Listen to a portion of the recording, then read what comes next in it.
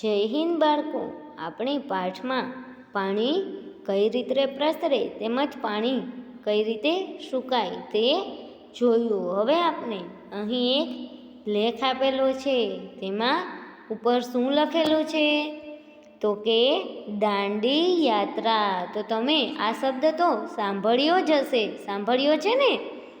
હા, સરસ. તો દાંડી યાત્રાનું નામ લેતા આપણને કોનું ચિત્ર સામે આવે તો કે ગાંધી બાપુનું.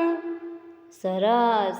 હવે દાંડી યાત્રા શું છે તો તેના વિશે હું ટૂંકમાં કહું તો પહેલાં સાંભળજો. જો ભારત આઝાદ થયું તે પહેલાં બ્રિટિશરોએ એટલે કે અંગ્રેજોએ ભારતના લોકો માટે મીઠા પર ભારે કર નાખ્યો. જુઓ, ભારત આઝાદ થયું તે પહેલાં અંગ્રેજોએ ભારતના લોકો માટે મીઠા ઉપર કર નાખ્યો હતો. આ કાયદાના વિરોધમાં ગાંધીજીએ બીજા ઘણા લોકો સાથે એટલે કે ગાંધીજી અને બીજા ઘણા બધા લોકોએ સાથે મળી ઈસવીસન 1930માં અમદાવાદથી દાંડી સુધી એટલે કે દાંડીના દરિયા કિનારા સુધી લાંબી યાત્રાએ નીકળ્યા હતા. આ યાત્રા છે એ દાંડી યાત્રા કહેવાય છે. ત્યાં તેમણે પહોંચી અને મીઠાના કાયદાનો ભંગ કર્યો હતો. આમ આ પ્રસંગ દાંડી યાત્રા તરીકે ઓળખાય છે. તો ચાલો, ખબર પડી ને?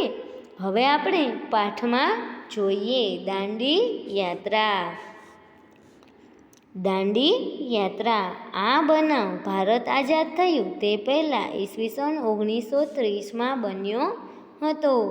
બ્રિટિશરોએ ઘણા વર્ષો સુધી કાયદો ચલાવ્યો કે લોકો તેમની જાતે મીઠું પકવી શકશે નહીં. જો અંગ્રેજોએ શું કાયદો ચલાવ્યો હતો કે લોકો છે એ તેમની જાતે મીઠું પકવી શકશે નહીં, એટલે કે લોકો પોતે પોતાનું મીઠું પકવી શકે નહીં. તેઓએ મીઠા પર ખૂબ જ વધારે કર નાખ્યો. જો તેણે મીઠા પર કર નાખી દીધો એટલે કે વધુ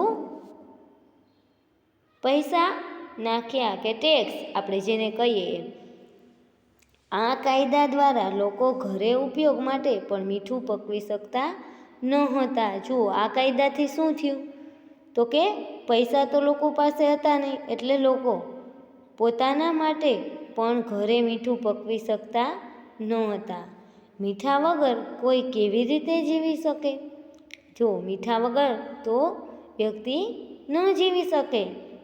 એટલા માટે ગાંધીજીએ કહ્યું કે જે વસ્તુ પ્રકૃતિ તરફથી એટલે કે જે આપણે કુદરતી રીતે મફતમાં મળે છે તે માટે કોઈ કાયદો મનાઈ ન કરી શકે. એટલે કે જે વસ્તુ આપણે કુદરતી બક્ષિસ છે તેમાં કોઈ કાયદો લાગુ પાડી શકે નહીં. આ કાયદાના વિરોધમાં ગાંધીજી બીજા ઘણા લોકો સાથે ગુજરાતમાં અમદાવાદથી દાંડીના દરિયા કિનારે લાંબી યાત્રાએ નીકળ્યા. જુઓ, આ કાયદો છે એ હટાવવા માટે ગાંધીજી છે એ બીજા લોકોને લઈ અને ગુજરાતમાં અમદાવાદથી દાંડીના દરિયા કિનારા સુધી યાત્રા કરી. શું તમને ખબર છે કે મીઠું કેવી રીતે બને છે? જમીનમાં છીછરો ખાડો કરી તેમાં દરિયાનું પાણી ભરવામાં આવે છે. જો મીઠું કેવી રીતે પકાવવામાં આવે છે તો કે જમીનમાં છીછરો ખાડો કરી અને તેમાં દરિયાનું પાણી ભરવામાં આવે છે. પાણી સૂર્યના તડકામાં સુકાવા દેવામાં આવે છે. જુઓ, આ પાણી એની રીતે તડકો આવે ત્યારે સુકાય. પાણી સુકાયા પછી જમીન પર ફક્ત મીઠું રહે છે. એટલે કે પાણી સુકાઈ જાય તો જમીન પર મીઠું રહે છે. જો તમે ઘણીવાર જોયું હશે કે ક્યાંય મીઠાવાળું પાણી ઢોળાય તો એ સુકાઈ જાય ત્યારે ત્યાં સફેદ ધાબુ દેખાશે તમને. જુઓ, તો આ પાણી સુકાઈ ગયું છે, પરંતુ મીઠાનું પ્રમાણ ત્યાં જ છે. એટલે કે ત્યાં ખરબચડું તમને લાગશે. તમે જોશો ને તો હાથ અડાડીને તો તે ભાગ ખરબચડો અને સફેદ દેખાશે. એટલે કે મીઠું છે એ ત્યાં રહી ગયું છે, પરંતુ પાણી છે એ સુકાઈ ગયું છે. આવી રીતે ખાડામાં પાણી સુકાઈ જાય છે અને મીઠું છે એ રહે છે. આપણે શું શીખ્યા? જો હવે આ પાઠમાં આપણે શું શીખ્યા? તો કે તમે તમારો હાથ રૂમાલ ધોયો છે અને તમારે તે ઝડપથી સૂકવવો છે, તો તમે શું કરશો? જુઓ, તમે તમારો હાથ રૂમાલ એટલે કે હાથમાં રાખવાનો રૂમાલ જોયો છે ને? તો હવે તે તમે ધોયો, બરાબર? હવે તમારે ઝડપથી સૂકવવો છે કે જલ્દી સુકાઈ જાય, તો તમે શું કરશો? તો કે પહેલાં તો રૂમાલને સારી રીતે નીચવશું, બરાબર?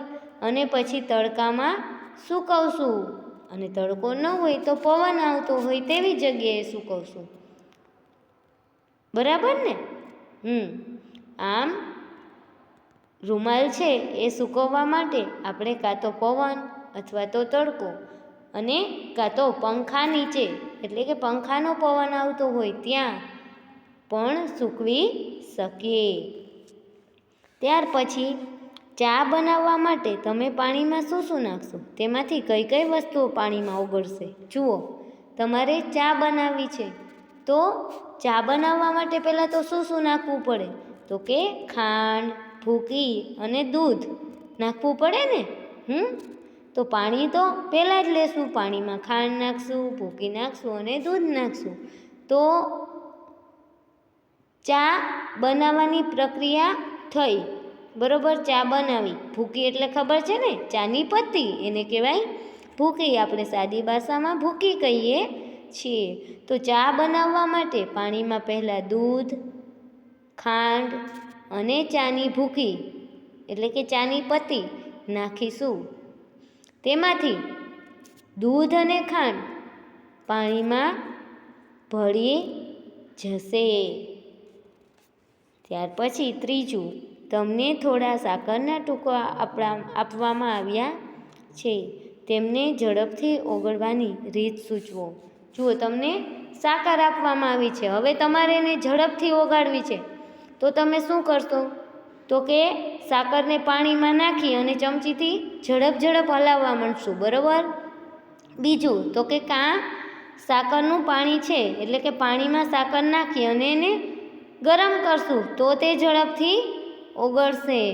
અને અથવા તો સાકર છે એનો આપણે પહેલાં ભૂકો કરશું અને પછી પાણીમાં નાખી હલાવશું. તો આ 3 રીતે સાકર છે એ ઝડપથી ઓગાળી શકાય. તો જુઓ, અહીં આપણે પાણી વિશે તેમજ મીઠું કઈ રીતે બને છે તે વિશે પણ ઘણું જાણવા મળ્યું.